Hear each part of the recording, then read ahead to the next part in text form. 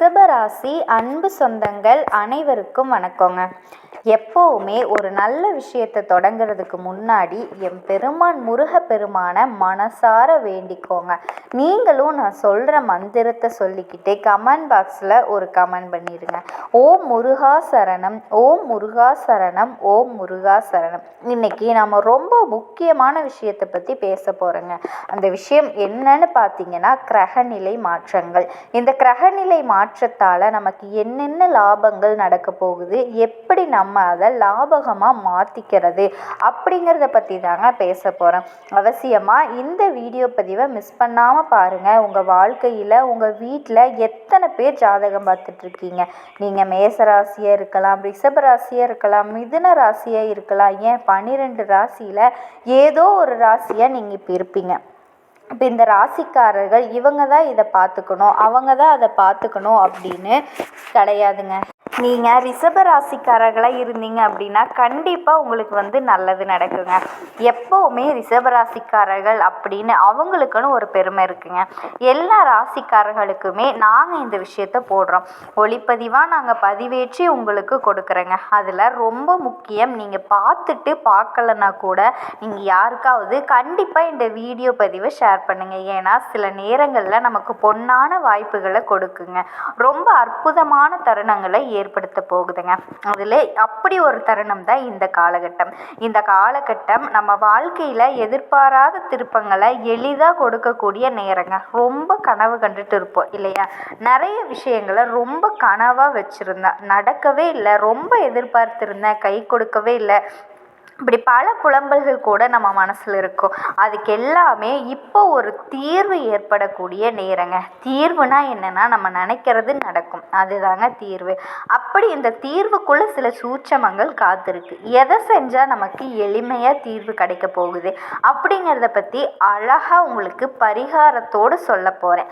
அடுத்ததாக பார்த்தீங்கன்னா கிரகங்களோட பயிற்சிங்க. சுக்கிரன், ராகு பகவான், சனி பகவான், சூரிய பகவான், புதன் மற்றும் செவ்வாய் பகவான், குரு பகவான், கேது பகவான், எல்லா கிரகங்களும் நம்மளை எந்த அளவுக்கு இப்போ பாசிட்டிவாக நம்மளோட நடப்புகளை கொடுக்க போகுது அப்படிங்கிறத தெளிவுபடுத்துறதுக்கான பதிவு தாங்க இது.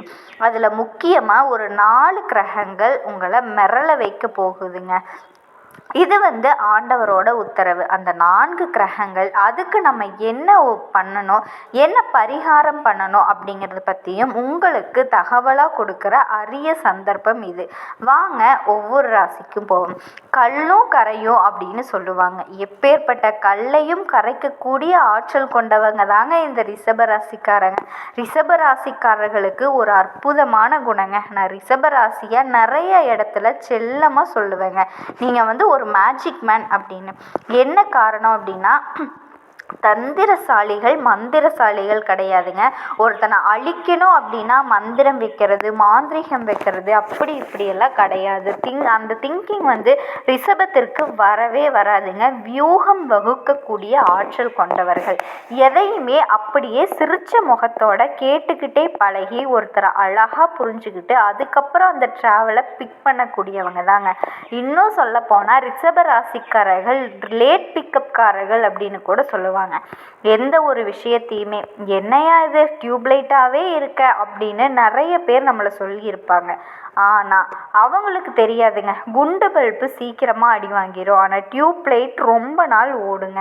இன்னொன்று, குண்டு பல்பு பார்த்திங்கன்னா ஒரு மஞ்சளாக இருக்கும், அதே டியூப்லைட் பார்த்திங்கன்னா நல்ல இடத்துக்கு நிறைய வெளிச்சமாக வெள்ளையாக தெரியுமா? இந்த எல்இடி பல்ப் இல்லையா, அப்போவே டியூப்லைட் பாருங்கள். இப்போல்லாம் எல்இடின்னு சொல்கிறோம், அப்போ எல்லாமே டியூப்லைட் வெள்ளையாக தான் இருக்கும். இப்போ ரிஷபராசிக்காரர்களினுடைய அருமை பெருமை என்னைக்குமே பிறகு தாங்க தெரியும், முன்னாடி தெரியாது. அதனால் என்ன பண்ணுவாங்கன்னா, நம்ம வீட்டில் ஒரு ரிஷபராசி இருக்குன்னா அவர் முன்னேறவே மாட்டாருங்க. அவங்க பார்வையே சரியில்லை, அவங்க சும்மா ஊதாரி, சக்ஸஸ்ஃபுல் பர்சனே கிடையாது, எப்படி வேணால் சொல்லுவாங்க. ஆனால் நம்ம லைஃப்பில் நமக்குன்னு ஒரு காலம் வரும், நமக்கு ஒரு கல்யாணம் ஆகும், குழந்தை பெற்றுக்குவாங்க. அந்த அடுத்த காலகட்டம் வரும்போது அதாவது ரஸ்ட்டு போய் வின்னிங் ஆகிறது இந்த ரிஷபராசியாக தாங்க இருக்கும். என்னையா இவ்வளவு சீக்கிரம் வந்துருச்சு, இவ்வளவு சீக்கிரம் சக்ஸஸ் பண்ணிட்ட, இவ்வளவு இவ்வளவு சீக்கிரம் உன் வீட்டில் நல்ல காரியம் நடக்குது, என்ன பண்ண, இவ்வளவு சீக்கிரம் வந்து இந்த விஷயத்தை அடைஞ்சிட்ட அப்படின்னு. இது உண்மையிலேயே கடவுளோட கிரேஸ் தாங்க நடக்குது. கடவுள் வந்து லாஸ்ட்டில் நிறைய நன்மைகளை ரிஷபத்துக்கு கொடுப்பாருங்க. அப்படி ஏன் நன்மைகளை ரிஷபத்துக்கு பார்த்து கொடுக்குறாரு அப்படின்னா, மேக்சிமம் ரிஷபராசிக்காரர்களுக்கு மற்றவங்களை நோகடிக்க தெரியாதுங்க, அதிகமாக பேச தெரியாதுங்க, எதிர்த்து பேச தெரியாது, அதிகாரமாக பேச தெரியாது, அசுபமான வார்த்தைகளை பேச தெரியாது. இப்படியே ஒரு கோபம் வந்துச்சுன்னா ஏதாவது ஒரு சின்ன வார்த்தை வேணால் சொல்லலாங்க, அதுவும் ரேர், எப்போவுமே ரேருங்க. கோபத்தில் கூட விலகி இருக்குமே தவிர வருத்தப்பட்டுட்டு பேசாமல் இருக்க தெரியுமே தவிர அந்த தைரியம் எல்லாம் ரிஷபத்துக்கு இருக்குங்க. ஆனால் அதே நேரத்தில் முதல்ல சமாதான கொடி அப்படின்னாலே ரிஷபம் தான் காட்டுவாங்க.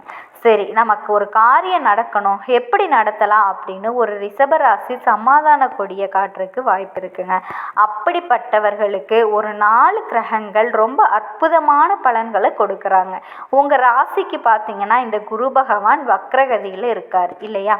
இப்போ உங்களுக்கு வக்ர நிவர்த்தி ஆகும்போது அதுக்கு இப்பயே இந்த ரிஷபராசிக்கு 2வது வீட்டில் குரு இருக்கிறதுனால சுப காரியத்துக்கு பேச்சுவார்த்தைகளை நடத்துனீங்க அப்படின்னா அது சக்ஸஸ் ஆகுங்க.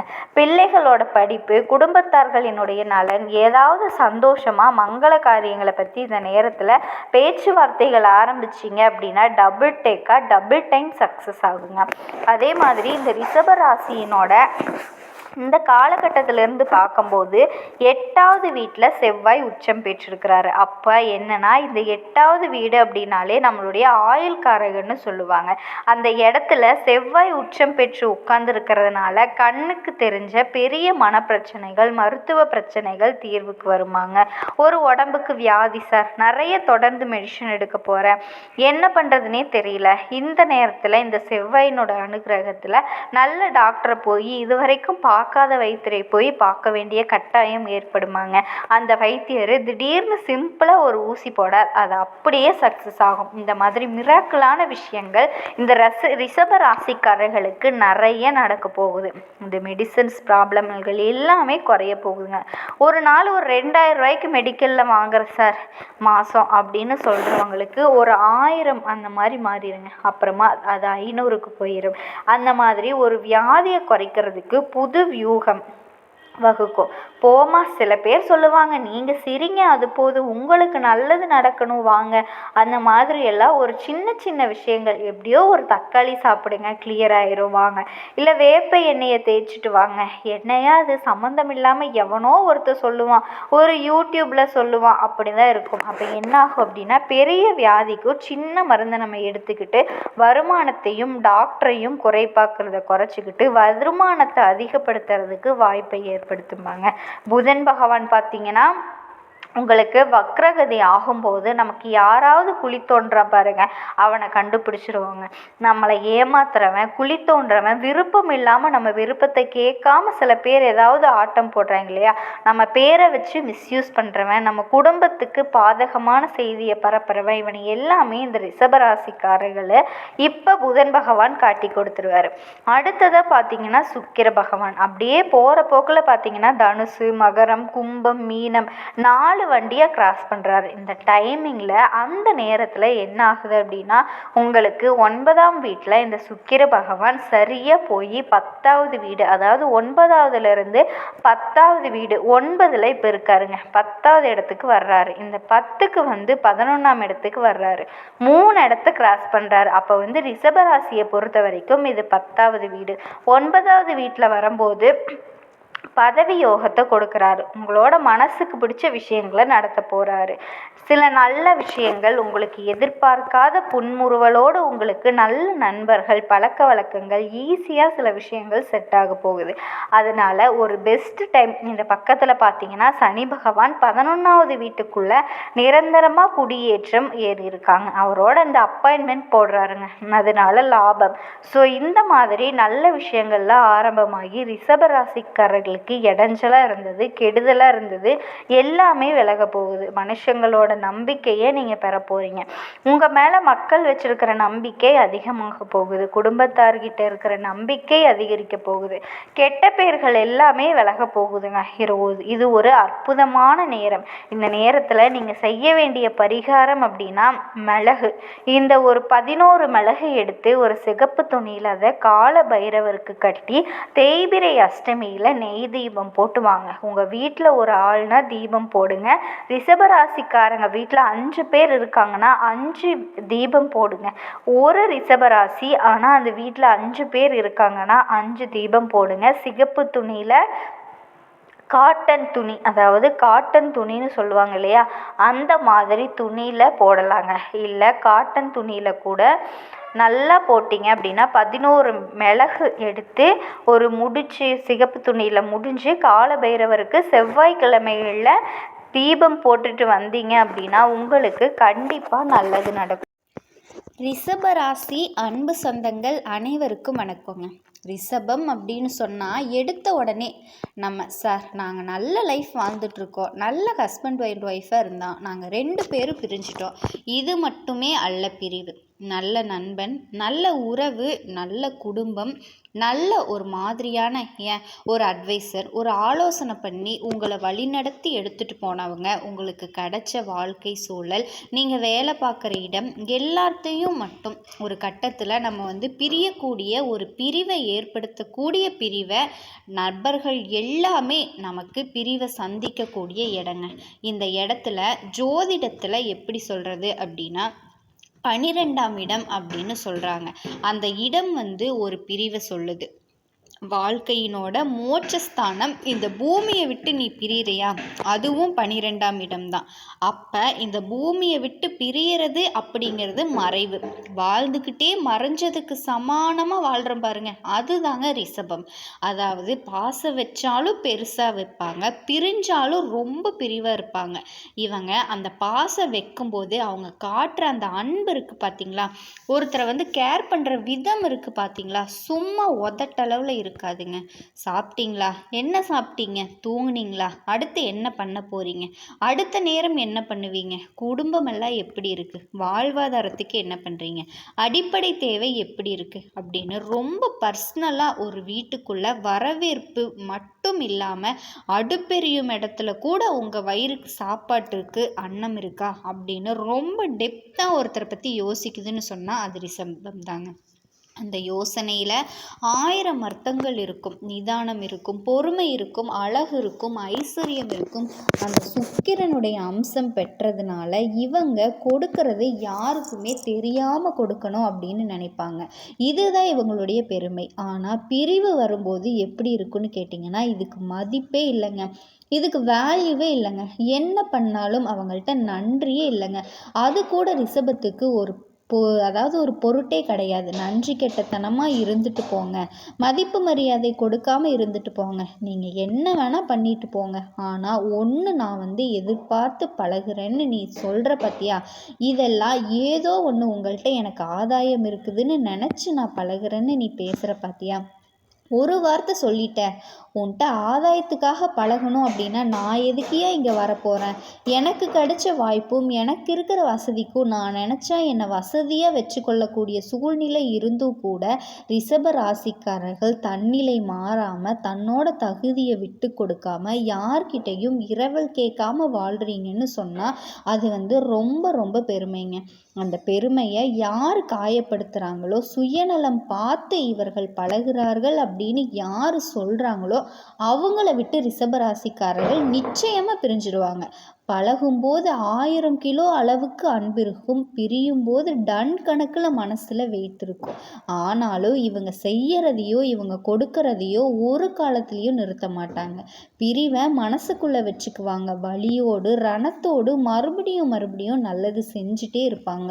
ஒரு கட்டத்தில் போர் அடிக்கும் போது தான் அந்த பிரிவு துக்கமாக மாறி மன அழுத்தமாக மாறும். வீட்லேயும் சரி, சமூகத்துலேயும் சரி, உறவாலையும் சரி, நட்பாலையும் சரி பேரன்பை கொடுத்து பெரும் இழப்பை சந்திக்கக்கூடிய ரிஷப ராசிக்காரர்களுக்கு பிரிவு அப்படிங்கிறது மீளா துயரம் தரும்.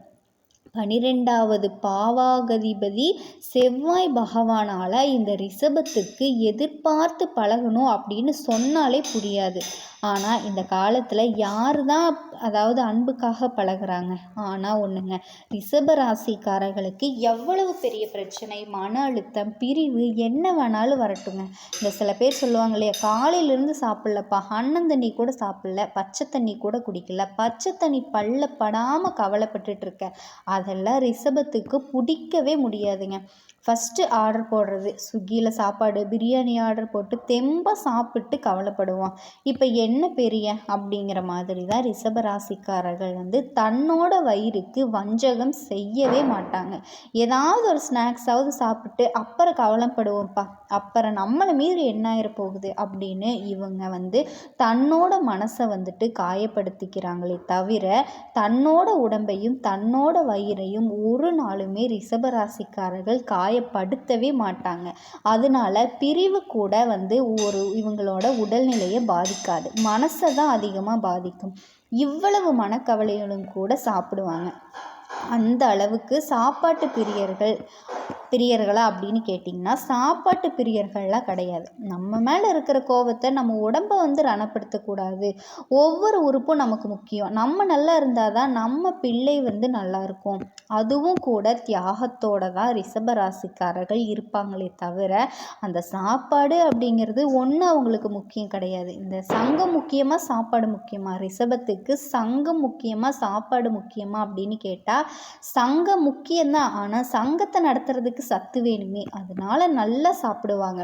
இந்த ரிஷபம் வாழ்க்கையில் யாரை பிரிகிறாங்க? இவங்க பிரியறதுக்கு பல அர்த்தம் இருக்குது, பல விஷயங்கள் இருக்குது. அது மனசுக்குள்ளே தான் இருக்கும். ஒருத்தர் கண்டே பிடிக்க முடியாது. ரொம்ப சிம்பிளாக சொன்னால், நம்பிக்கை துரோகம் பண்ணுறவங்களை, கூடவே இருந்து குழிப்பறிப்பவர்களை, காட்டிய பாசத்தை மதிக்காதவர்களை, காட்டிய பாசத்துக்கு மதிப்பு தெரியாதவர்களை ரிஷப ராசிக்காரர்கள் ஒருபோதும் விரும்புவதே கிடையாது. சும்மா ரிஷப ராசிக்காரர்கள் ஒரு வீட்டுக்கு போகிறாங்கன்னு வச்சுக்கோங்களேன், அப்படியே வாசலில் வாய் நிறைய வாங்க வாங்கன்னு கூப்பிட்டா அந்த வீட்டில் பழைய சோறும் தயிரும் இருந்தால் வெங்காயத்தை கடிச்சிட்டு கூட சாப்பிட்டு வந்துடுவாங்க. அதே நேரத்தில் மூஞ்சியை ஒரு மாதிரி வச்சுட்டு வந்துட்டாலும் சாப்பாட்டு கூப்பிட்டு பிரியாணி இருக்குது சாப்பிடலாம் அப்படின்னா கூட உன் பிரியாணி வேணாம், ஒன்றும் வேண்டாம், என் வீட்டு நாய் கூட உன் பிரியாணியை சாப்பிடாது அப்படின்னு இவங்க மட்டும் இல்லை, ரிஷப ராசிக்காரர்கள் வளர்த்த நாய்க்கு கூட அவரோட பிரியாணியை சாப்பிடக்கூடாது அப்படின்னு. நாயின்னு நான் குறைவாக சொல்லலை, அந்த அளவுக்கு அன்பு பாசம். நம்ம வீட்டு எஜமானுக்கே இவங்க வழி இல்லை, நம்ம என்னடா அப்படிங்கிற மாதிரி அந்த அளவுக்கு பாசத்தோட செல்ல பிராணியும் வச்சுருப்பாங்க. பாசத்தோட தன்னை பாதுகாக்காதவங்களை, தன்னை புரிஞ்சுக்காதவங்களை இவங்களை விட்டு பிரியறது உறுதி உறுதி உறுதிங்க. சரி, இவங்க பிரிஞ்சிடுறாங்க. பிரிஞ்சதுக்கப்புறமா இதிலேருந்து எப்படி வெளியே வருவாங்க? அதாவது இவங்களை மதிக்காத இவங்களுக்கு நம்பிக்கை துரோகம் பண்ணுற எல்லாருமே எல்லாரையும் பிரியறது தான். அதில் ரிஷபம் கொஞ்சம் சென்சிட்டிவ். எப்படின்னு கேட்டிங்கன்னா, பிரிவு வந்ததுக்கப்புறமா அப்படியே அந்த கண்ணு ரெண்டும் கலங்கி அதில் 2 சொட்டு கண்ணீர், இந்த சின்ன வயசில் பார்த்திங்கன்னா இந்த பாதரசம் உருண்டிருக்கும் பாருங்கள், அங்கும் இங்கேயும் இந்த கிடுகிடுன்னு ஓடிட்டுருக்கும் பார்த்திங்களா, அந்த 2 சொட்டு கண்ணீர் அந்த கீழே விழுகாத அளவுக்கு கண்ணுக்குள்ளேயே அப்படி கலங்கிட்டு இருக்கும். அந்த கலக்கத்தோட அந்த பழைய நினைவுகள், இவங்க காட்டின பாசம், இவங்களினுடைய அன்பு, இவங்க என்னெல்லாம் பண்ணாங்க, ஆப்போசிட்ஸில் என்னெல்லாம் இவங்களுக்கு கிடச்சிது அப்படின்னு தன்னோட மனசுக்குள்ளேயே அசை போட்டுட்டு அந்த நேரத்தில் அது என்னமோ அந்த பாடல் வரிகளே இல்லாத ஒரு இசை இவங்களுக்கு எங்கேருந்து தான் கிடைக்குமோ அதை தனிமையாக அப்பையும் கூட ஒரு காஃபியை கையில் வச்சுக்கிட்டு, அந்த சூழ்நிலையில் கூட காஃபியை கையில் வச்சுக்கிட்டு, அந்த ஜன்னலோரத்தில் நின்றுக்கிட்டு அந்த பசுமையை பார்த்துக்கிட்டு, ரோட்டில் போகிறவங்க வர்றவங்க எல்லாத்தையும் பார்த்துக்கிட்டு, அந்த இதமான காஃபியோட இதமான மெல்லிய இசையை கேட்டுக்கிட்டு தன்னோட சோகத்தை அந்த கண்ணீர் தண்ணி இந்த காஃபி தண்ணிக்குள்ளே விழுற மாதிரி இவங்க கலங்கிட்டு இருப்பாங்க. முதல் நாள் இது ரிஷபத்தோட நிலை. முதல் நாளே இப்படியே, அப்போ 2வது நாள் இந்த பிரிவினால் ஏற்படக்கூடிய மனம் இவங்களுக்கு எப்படி இருக்கும்?